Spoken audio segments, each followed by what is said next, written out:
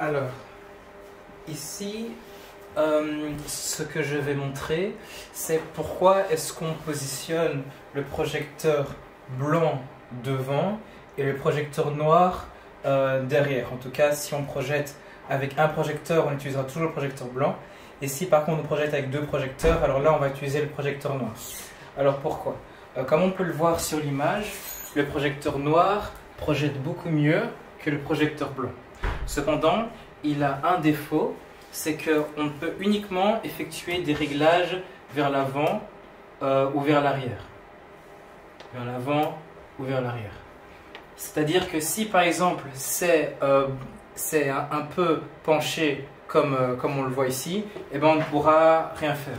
Tandis que le projecteur blanc, lui par contre, on peut faire pivoter les paroles de la gauche vers la droite, ou alors devant, à gauche, à droite avec les flèches. Alors juste pour la petite info, pour utiliser les flèches et faire bouger vers l'avant, vers l'arrière, il faut d'abord appuyer ici vers l'avant. Ensuite, une fois que vous avez appuyé sur ça, vous pouvez commencer à bouger à gauche et à droite. Parce que si vous appuyez directement sur la gauche ou la droite, et bien alors là, il ne va rien se passer. Comme vous pouvez le voir, c'est le volume, c'est autre chose que vous allez bouger. Et donc voilà.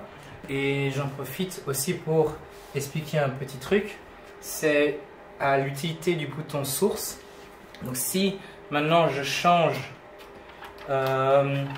d'entrée VGA et que je le connecte à une autre entrée, parfois il n'arrive pas à directement détecter qu'on a changé d'entrée, et alors quand ce problème arrive, il suffit juste d'appuyer sur le bouton source et puis alors après ça va le trouver. On peut faire pareil pour le projecteur noir et pour le projecteur blanc.